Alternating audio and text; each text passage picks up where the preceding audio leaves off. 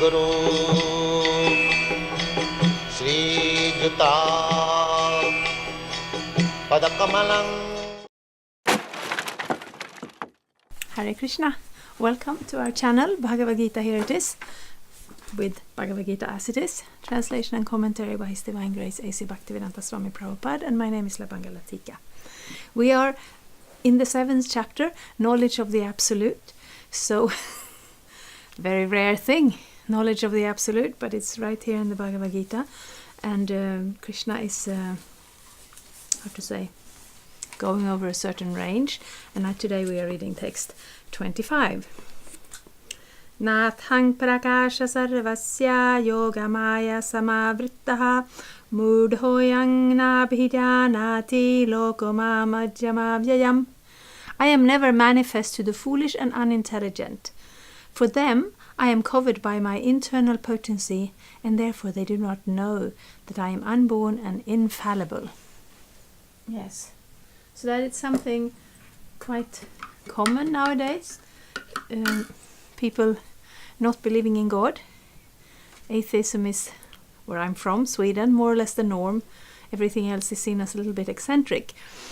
And then they would say, well, if there would be a God, why can't I see him? Because they really don't want to. And that's what this world is all about. We get a chance to experience reality from our own point of view. So no wonder we have problems with disagreements and wars and all kinds of conflicts. Because basically this world, there is no such thing as objective reality. Everything is very subjective, based on our own desires. And that goes down to the smallest details of this world. But here we're speaking about the biggest one, our worldview, our how we accept reality. I will read the purport by His Divine Grace. It may be argued that since Krishna was visible to everyone when he was present on this earth, yes, because Bhagavad-gita is spoken when Krishna is standing with Arjuna between the armies on the battlefield, so very visible. How can it be said that he's not manifest to everyone? But actually, he was not manifest to everyone. When Krishna was present, there were only a few people who could understand him to be the Supreme Personality of Godhead. In the assembly of the Kurus, when Shishupal spoke against Krishna's being elected president of the assembly, Bhishma supported him and proclaimed him to be the Supreme God. Similarly, the Pandavas and a few others knew that he was the Supreme, but not everyone. He was not revealed to the non-devotees and the common man. Therefore, in the Bhagavad-gita, Krishna says that, but for his pure devotees, all men consider him to be like themselves. He was manifest only to his devotees as the reservoir of all pleasure. But to others, to unintelligent non-devotees, he was covered by his internal potency. Yes, there are, of course, Krishna was here on this planet 5,000 years ago, and we have in the Srimad Bhagavatam the recollection of his activities here, and our Prabhupada has made a summary study of Krishna's activities in the form of the Krishna book. And there's one specific chapter there when Krishna is just a tiny little baby. He doesn't take birth as you and me, coming from, his body coming from somebody else's body. He's eternally the Supreme Personality of Godhead, but he manifests in that relationship to his devotees. So somebody loves him as his child, her child, then Krishna accepts that and reciprocates with that love, and he appears as a child. In Vrindavan he appears as a child. And then to others, they see him as an ordinary person, or maybe a very special person, because he was quite special. And Kamsa, who is a king at that time, I'm not going to establish everything from the Krishna book, but that's one of the books that, when you read Bhagavad-gita, or maybe while you're reading Bhagavad-gita, pick up the Krishna book. It's very inspiring. It's very nice to hear about Krishna. So every day, Kamsa, who was very afraid of Krishna because there had been a prophecy that he would kill him. So he was always afraid, and he was trying to send different demons to Vrindavan to kill Krishna. And even from the very beginning, when Krishna was a tiny little baby, just as part of his play, as part of his enjoyable activities with his friends, he would, kill this demon and that demon. Not that we are propagating violence in any way, even if Bhagavad-gita is spoken on a battlefield and Krishna is killing all these demons, because when Krishna is finishing somebody's material body off, this allows that soul to come to the point of liberation. So these are no ordinary activities. But anyway, Kamsa was becoming frustrated. He's sending all his best demon as a daily affair, and this little child just refuses to die. So then he thought, let me bring him here. So Kamsa had his headquarters in Mathura, if my memory serves me right. So he called for Krishna and Balaram to come for a wrestling match. And at that time they were 12, but they were kind of considered to be, when we hear the ages in these books, they don't usually say 2 or 5 or 12, but the different ages has different names. So Krishna was around 12, but because of being very mature for his age, being God and all, he appeared to be around 16. So 12 to 16, that kind of age, called him into the city for a wrestling match, and brought on these huge professional wrestlers. They weren't just wrestlers, they were also his political ministers or advisors. So they were supposed to have both muscles, and a lot more muscles than you expect from a 12-year-old child. So then when he was called into, they were putting on this spectacles in the wrestling arena, and there was the audience there. When they looked at Krishna and Balaram entering the scene, some of them were thinking, oh, such lovely little children, what are they doing here? And those were the people who had like a motherly affection. And then the young girls were thinking, oh, such beautiful young boys, because they were looking at them with another sort of affection. And everybody had a different vision. The pure devotees were looking. I think Devaki was there. Devaki and Vasudeva, Krishna's parents. They were seeing that their child was there, whom they hadn't seen for quite some time. And Kamsa was seeing Krishna as death personified. So they all had a different vision depending on their relation to Krishna.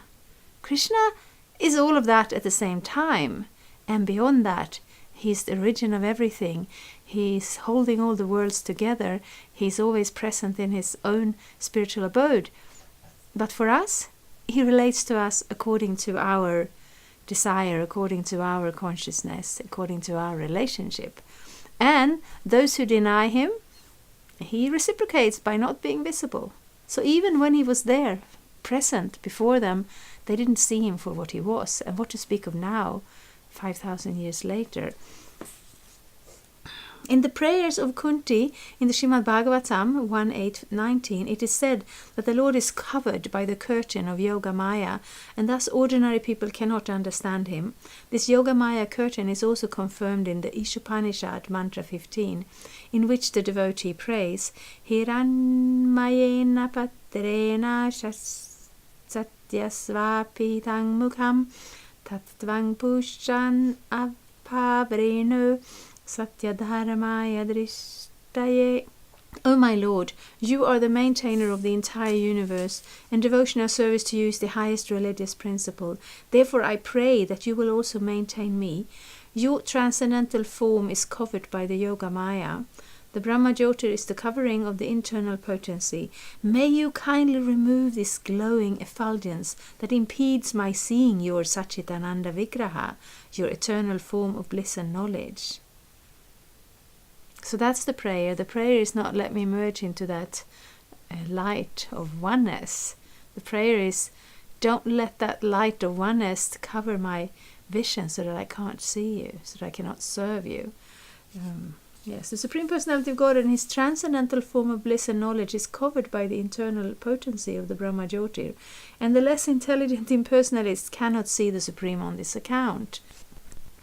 Also, in the Srimad Bhagavatam 10.14.7, there is this prayer by Brahma, O Supreme Personality of Godhead, O Super Soul, O Master of all mystery, who can calculate your potency and pastimes in this world?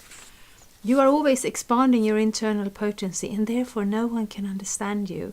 Learned scientists and learned scholars can examine the atomic constitution of the material world, or even the planets. But still they are unable to calculate your energy and potency, although you are present before them. The Supreme Personality of God, Lord Krishna, is not only unborn, but also avyaya, inexhaustible. His eternal form is bliss and knowledge, and his energies are all inexhaustible. So that's our Krishna.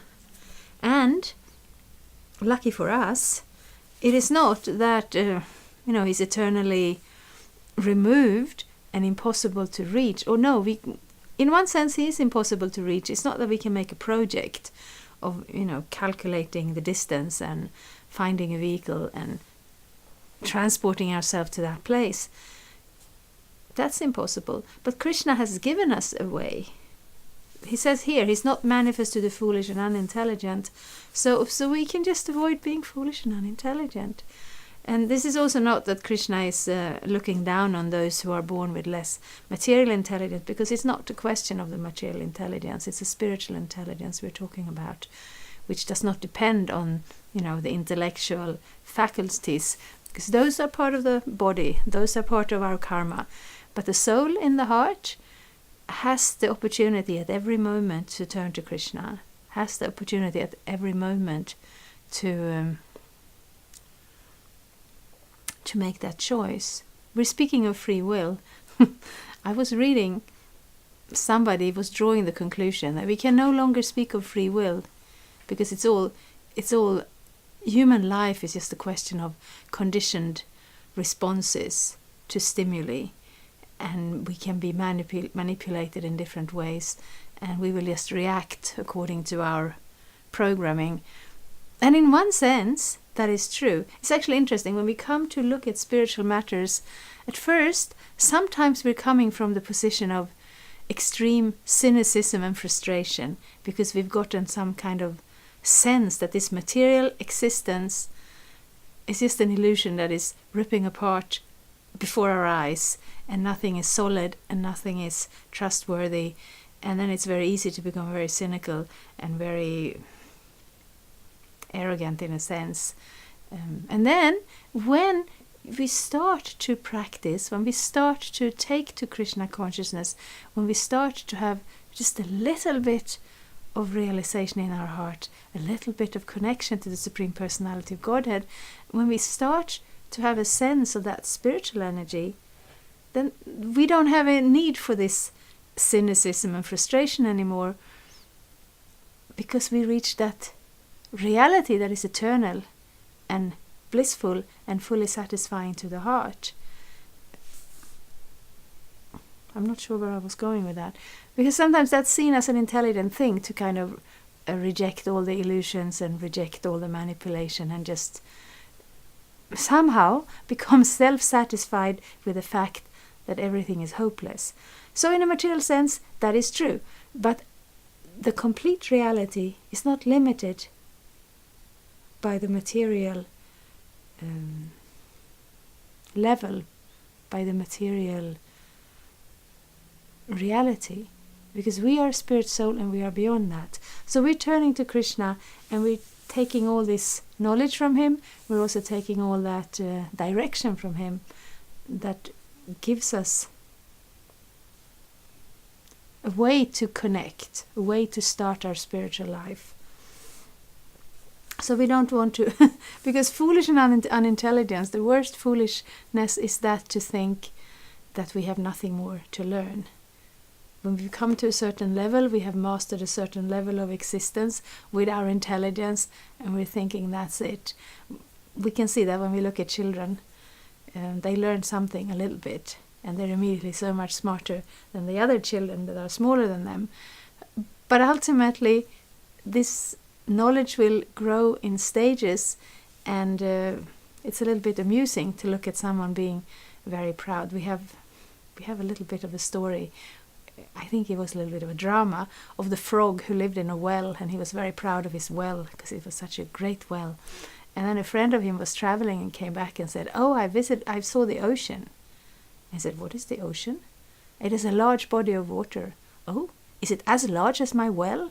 Yeah, it's quite a bit larger. Oh, is it twice as big? Or maybe 4 times as big?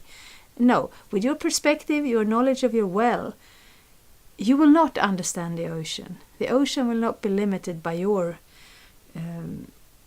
understanding and intelligence and mastery over your little well. And the same way, looking at this material world, whatever level of intelligence or understanding we achieve, it's not going to give us the realization of the spiritual dimension of life.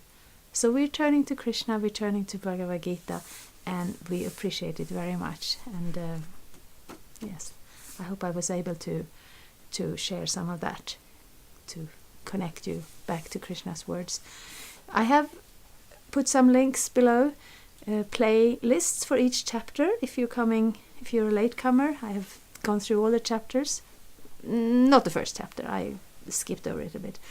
There are also links to finding temples, to finding a place to buy a Bhagavad-gita, and if there are any questions at all, please leave them in the comment field. There's lots of room there. Thanks so much. Hare Krishna.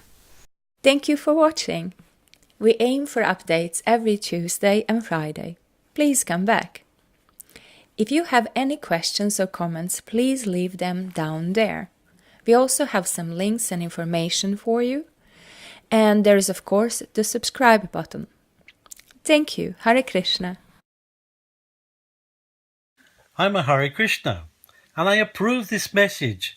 Subscribe. Hare Krishna, Krishna Krishna, Hare Hare, Hare Rama, Rama Rama, Hare Hare. Hare Krishna, Krishna Krishna.